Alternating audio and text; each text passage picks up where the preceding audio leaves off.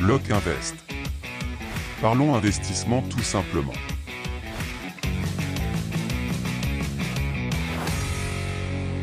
Et bonjour et bienvenue dans ce nouvel épisode de Block Invest. Ici on parle d'investissement et d'immobilier. Et aujourd'hui c'est un podcast assez spécial parce que c'est un hors-série. Donc je ne commence pas la saison 2 comme prévu aujourd'hui. Mais je suis obligé quand même d'enregistrer un podcast pour faire des remerciements et pour en gros te mettre à jour et te dire en gros qu'est-ce qui va se passer sur les prochains podcasts et sur cette plateforme. Donc avant de commencer, comme d'habitude, je me présente, je m'appelle Thomas, je suis un investisseur immobilier. Je vis seulement de mes biens IMO, donc de mes locations.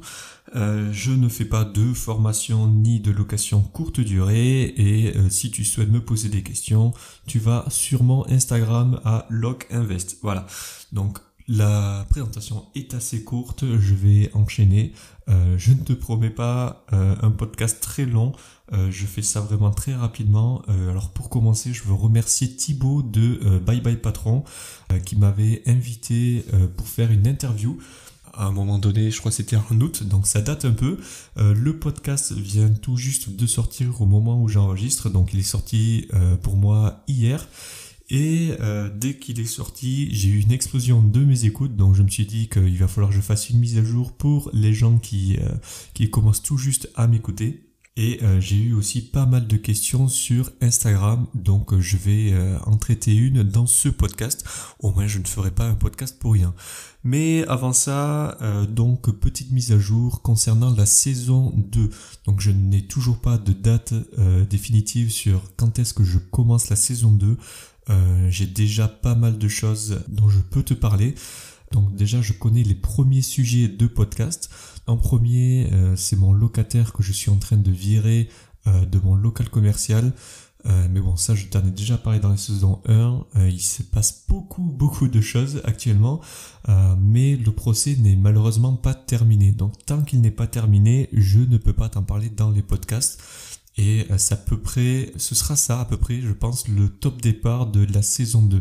Dès que je connais la date du tribunal, je sais que je peux enregistrer ce premier podcast et là je pourrai enchaîner. Ensuite, je pense faire un podcast aussi sur la détection des arnaqueurs parce qu'il n'y a pas très longtemps, j'étais invité pour faire de l'investissement en trading où en gros c'est quelqu'un à qui tu donnes de l'argent pour qu'il aille trader à ta place et tout ça. Sauf qu'en fait, c'est littéralement une pyramide de Ponzi et comment te dire que vu que j'ai, on va dire, une éducation financière, je ne suis pas tombé dans le panneau, contrairement aux gens qui étaient invités avec moi dans cette réunion en physique. Mais bon, ça je t'en parlais dans un prochain podcast. J'ai un immeuble qui s'effondre aussi à cause de la sécheresse. Je pense que c'est bien d'en parler. C'est bien de parler des bonnes choses, mais aussi des mauvaises. Donc au moins que tu sois au courant que si tu as ton immeuble qui est en train de prendre plein de fissures, surtout nous ici dans le sud, c'est normal. On est beaucoup à être touchés à cause du réchauffement climatique et de tous les incendies qu'il y a eu l'été dernier. Et ensuite, je continuerai bien sûr de te parler de l'actualité immobilière, comme d'habitude, dans la saison 2. Bien. Maintenant que tout ça c'est fait, la mise à jour pour les podcasts de la saison 2, sur ce hors-série, je vais parler d'une question qui m'a été posée tout juste hier, au moment où j'enregistre cette émission. Donc j'espère que la personne qui m'a envoyé cette question ne m'en veut pas que je fasse un podcast dessus, mais après c'est quelque chose d'anonyme et de quelque chose de plutôt général, donc on ne te retrouvera pas. Je vais juste donner du coup ton pseudo. Mais étant donné que je n'ai pas ton nom et ton prénom, je pense que ça devrait le faire. Et si vraiment ça te dérange, tu m'envoies un message sur Instagram et je supprimerai automatiquement cet épisode. Voilà. Donc le message vient de Norris. Donc dans le premier message, il dit « Salut, je viens de te suivre et je trouve ton parcours inspirant. » Donc déjà, merci beaucoup. Je savais pas que mon parcours était inspirant, mais si je peux aider, vraiment je te remercie. Alors j'ai eu beaucoup de messages comme ça et je vous remercie vraiment tous du fond du cœur parce que je ne pensais pas recevoir autant de messages de bienveillance. Bon, j'ai pas encore les haters, mais bon, je pense que tôt ou tard ça devrait arriver. Je continue le message. Est-ce que tu as un dossier bancaire en particulier ou bien est-ce que c'est juste le fait d'avoir du cash sur les comptes qui aident? Je pense les deux, mon colonel. J'ai écouté ton podcast avec Bye Bye Patron au top. Alors, merci beaucoup. Pour commencer, il faut que tu saches que je ne garde pas forcément beaucoup de cash sur les comptes. Dès que j'arrive à un certain niveau, c'est simple, je le dépense. Bon, je le dépense dans des actifs, mais je le dépense quand même. Après, moi, comme j'ai dit dans d'autres podcasts, mon gros avantage concurrentiel, ce sont mes dossiers bancaires, parce que avant, j'avais beaucoup de mal à me faire prêter, et vu que je gagnais que le SMIC, il fallait que mon dossier bancaire soit au top et au-dessus de la pile au niveau de la banque. Donc, grosso merdo, c'est ce que je lui ai répondu dans mes messages, que au début, ce n'était pas, on va dire, facile, mais que les dossiers bancaires ont beaucoup aidé, et de là il m'a posé une question plus sur son cas à lui, donc il me manque quand même beaucoup d'infos, mais je vais quand même te la lire. Donc la question est la suivante: quel conseil pourrais-tu me donner pour réussir à faire mouche? Je suis à mon 2e immeuble en SCI et je vais me lancer en nom propre car j'ai abrité un appartement que j'ai fini de payer. Alors là il y a écrit abriter, mais je pense que tu voulais dire habiter un appartement que j'ai fini de payer, et donc je vais avoir 140 000 € à mettre sur la table. Bien entendu, je souhaite faire un max de levier possible et dégager suffisamment de cash flow pour que mon épouse arrête de travailler pour un employeur, et puis travailler sur notre patrimoine immobilier. Donc pour commencer, il faut que tu saches que j'ai déjà répondu à Norris sur Instagram, mais j'ai donné, disons, une direction générale parce que je ne connais pas du tout sa situation. Donc déjà, je comprends qu'il est marié. Je ne sais pas s'il a des enfants. Je ne sais pas du tout quels sont ses revenus, de combien est-ce que son épouse a besoin de cash flow. Je ne connais pas ses parts dans la SCI, donc je vais imaginer qu'il a 50% de la SCI. Je ne sais pas du tout quel âge ils ont, sachant qu'il y a déjà un appartement qui est totalement payé. Je me doute qu'il n'a pas 18 ans. Et les 150 000 € qu'il récupère, je ne sais pas vraiment si c'est parce qu'il rachète son propre appartement grâce à une SCI, du coup il récupère le cash, ou alors s'il vend l'appartement à une tierce personne, et je ne sais pas non plus s'il est propriétaire de sa résidence principale, ou si sa résidence principale c'est l'actuel bien qu'il est en train de vendre, soit lui-même, soit à quelqu'un d'autre. Donc à partir de là, j'ai dû donner quelques réponses, mais sachant que je pense quand même l'avoir aidé et aiguillé sur 2-3 petites astuces que je connais, donc je vais te les donner ici. Donc on va déjà partir de la situation générale.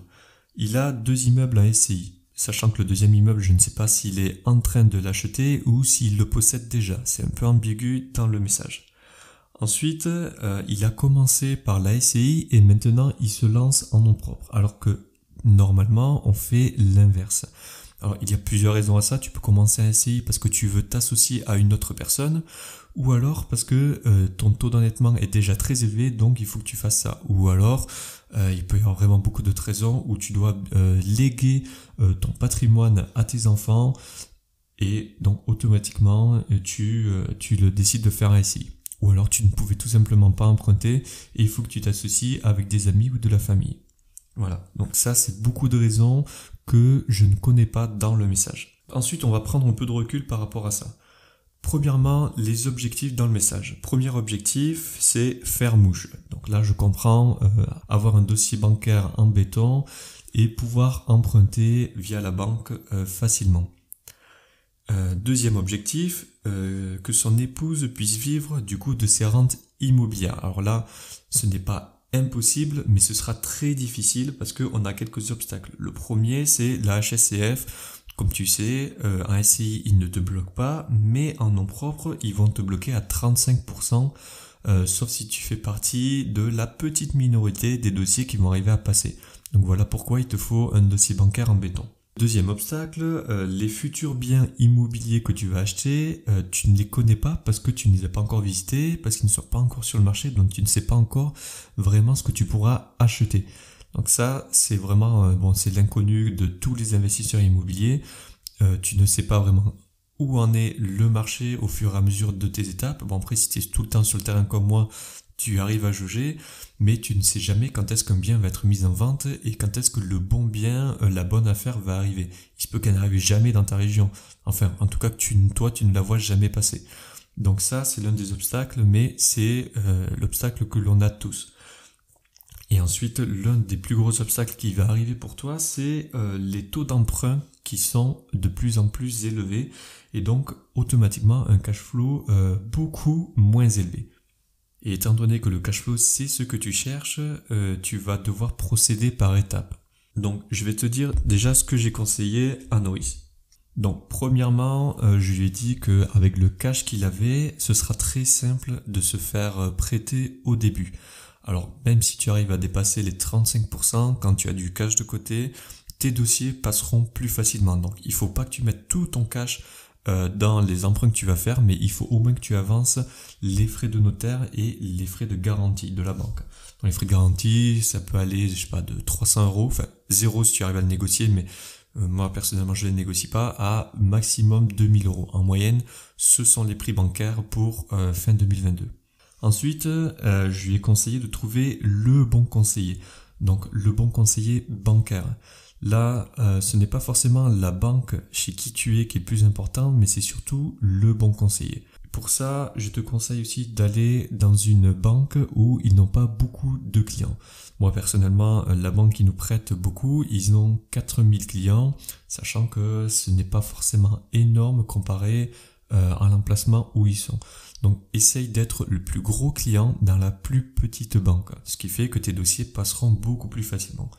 Nous, là, récemment, sur le dernier prêt qu'on est en train de faire, c'est même le banquier qui nous a dit « Ah ben, nickel, ça tombe bien que vous nous demandez un prêt pour l'année prochaine, parce qu'au moins, comme ça, on pourra faire nos objectifs. » C'est même eux qui nous disent qu'ils ont du mal à faire leurs objectifs. Ensuite, je lui ai conseillé de faire donc un prêt sur 20 ans et de rajouter les 2 ans de différé partiel. À côté de ça, le plus important, et tu vas comprendre pourquoi après, je lui ai conseillé de négocier les frais de remboursement anticipé. Dans les frais de remboursement anticipé, si tu ne connais pas, c'est-à-dire que si tu rembourses ton prêt en anticipation, tu as soit 3% de frais à payer d'intérêt, soit les 6 mois d'intérêt. Ce sera le plus bas des deux au niveau du barème. Quand tu négocies ça à la banque, alors déjà il y a plusieurs astuces. Pour commencer, tu demandes le 0% automatiquement. La première fois que j'ai fait ça, ils me l'ont mis à 0,75% au lieu de 3%. Bon, j'ai laissé comme ça, mais maintenant, je demande automatiquement 0% et c'est non négociable. Alors, je t'explique comment faire si la banque ne veut pas.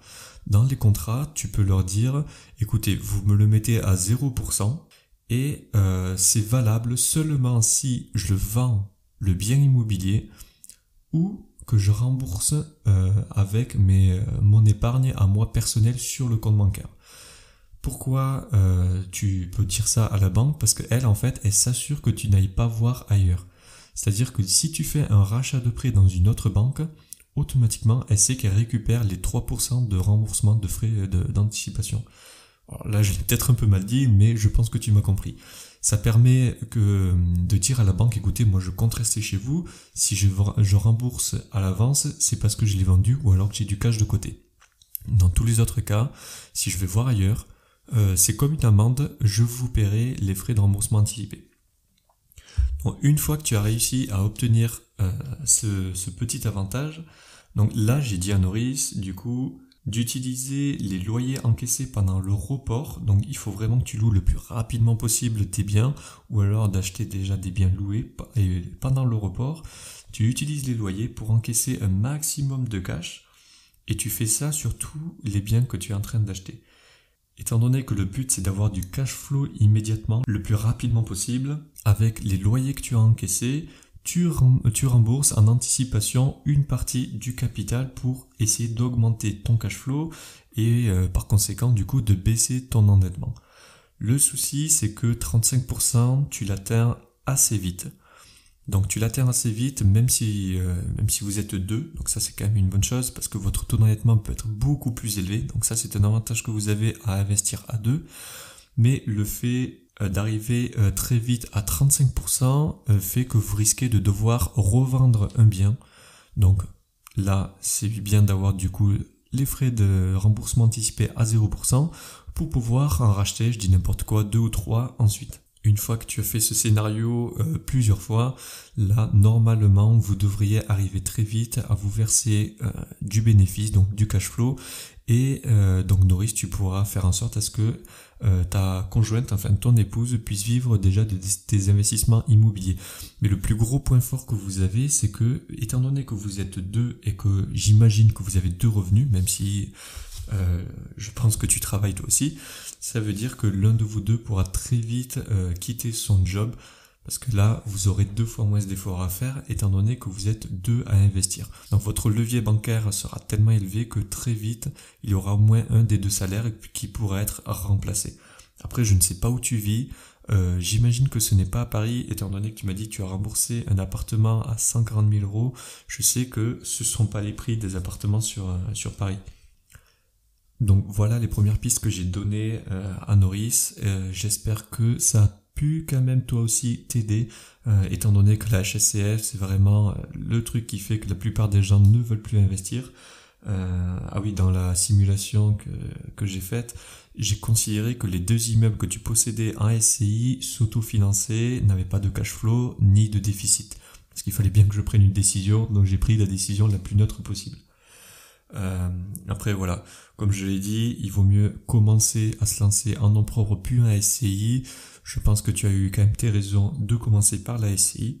Pour ceux qui se demandent pourquoi est-ce que je ne conseille pas à Norris d'investir, de continuer d'investir en SCI, parce que je pense que là il peut se faire prêter facilement, étant donné que son taux d'endettement là ne sera pas pris en compte et en plus il aura du cash de côté, c'est que quand tu achètes un SCI, il y a un frottement fiscal. Donc pour le cash flow, ce n'est pas l'idéal de la SCI, ça te sert vraiment à grossir plus vite, mais il faut pas que tu te sers de l'argent tout de suite, sinon tu vas payer plus d'impôts que prévu. Sauf si tu arrives à la tranche marginale d'imposition de 30%, là il faut tout de suite que tu achètes un SCI, tu oublies tout ce que j'ai dit avant et tu achètes tout de suite un SCI. Donc là, si je lui conseille d'investir en nom propre, c'est vraiment parce que quand tu investis de cette façon-là, les loyers, tu les as directement sur ton compte. Il n'y a pas de dividendes à te distribuer, pas d'impôt sur les sociétés et pas de société à construire, donc pas de frais de société à côté. Voilà, donc c'est un avis général, bien sûr, chaque cas est particulier.